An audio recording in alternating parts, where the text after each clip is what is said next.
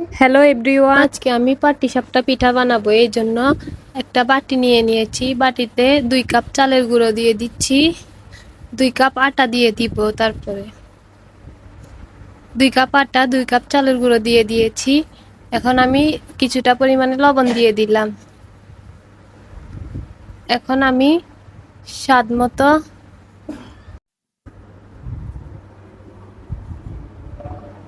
এখানে 3 টেবিল চামচ চিনি দিয়ে দিয়েছি। আপনারা স্বাদ মতো দিতে পারবেন। আপনাদের যারা মিষ্টি বেশি খান তারা বেশি করে দিবেন, আর যারা কম খান কমিয়ে দিবেন। তারপরে এভাবে ভালোভাবে মিশিয়ে নিব। সুন্দর করে এগুলাকে মিশিয়ে নিতে হবে। তারপর এখানে দিয়ে দিব পানি। আস্তে আস্তে করে এভাবে অল্প অল্প করে পানি দিতে হবে। অল্প অল্প করে পানি দিয়ে এগুলোকে সুন্দর করে মিশিয়ে নিতে হবে। আমি আবারও পানি দিয়ে দিচ্ছি। এভাবে ধাপে ধাপে 2-3 বার করে পানি দিয়ে এগুলোকে সুন্দরভাবে মিশিয়ে নিতে হবে। দেখুন আমার আটাগুলো সুন্দরভাবে হয়ে গিয়েছে। এখন আমি লাস্টবারের মতো আরও একটু পানি দিয়ে দিয়েছি। এখন পাটিসাপটা পিঠার আটাগুলো এরকম হবে। এরকম হইলে পাটিসাপটার আটাগুলো পারফেক্ট হবে।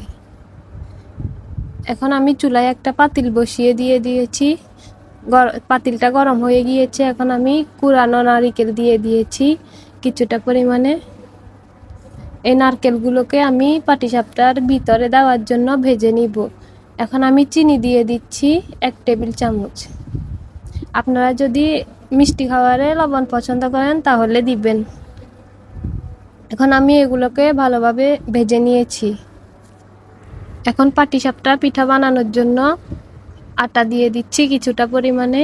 দিয়ে এভাবে গোল করে শেপ দিয়ে নিতে হবে।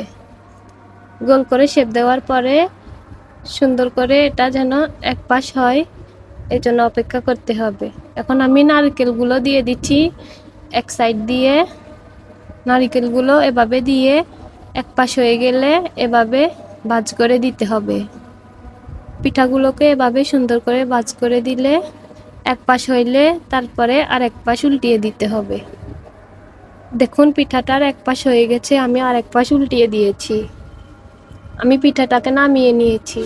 এখন আর একটা পিঠার জন্য কিছুটা পরিমাণে আটা দিয়ে দিয়েছি। এখন এটাকেও গোল করে নিব। এভাবে আপনারাও গোল করে নেবেন চামচের সাহায্যে। তারপরে আবার নারকেল দিয়ে দিচ্ছি। এভাবে নারকেলগুলো দিয়ে আবারও ভাঁজ করে নিতে হবে। সুন্দর করে এভাবে পিঠাটাকে ভাঁজ করতে হবে যেন নারকেলগুলো বাইরে না এসে যায়। ভিডিওটা স্কিপ না করে ভালোভাবে দেখবেন। স্কিপ করলে ভালোভাবে বুঝতে পারবেন না। এখন আমি তেল দিয়ে দিয়েছি ব্রাশ করে। এই পিঠাটা বানাতে বেশি পরিমাণে তেল লাগে না। অল্প কিছুটা পরিমাণে তেল ব্রাশ করে দিয়ে এই পিঠাটা বানানো যায়। এই পিঠাটা স্বাস্থ্যের জন্য উপকারী। এটা চাইলে সকাল বিকেলের নাস্তা হিসেবে খেতে পারেন আপনারা। এখন আমি আবার নারকেল দিয়ে দিয়েছি এই পিঠাটার ভিতরে, দিয়ে আবার ভাঁজ করে নিচ্ছি। এভাবে পিঠাটাকে ভালোভাবে ভাজতে হবে আস্তে আস্তে করে।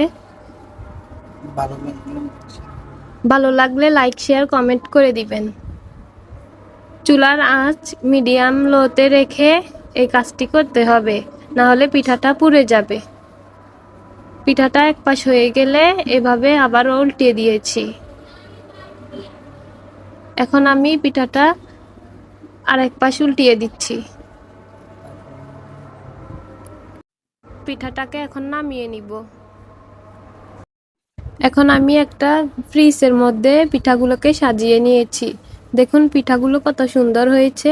কম তেলে এই পিঠাগুলো ভাজতে পারবেন এভাবে করে। এখন আমি পিঠাটাকে কেটে দেখিয়ে দিচ্ছি। দেখুন পিঠাটা কত সুন্দর হয়েছে।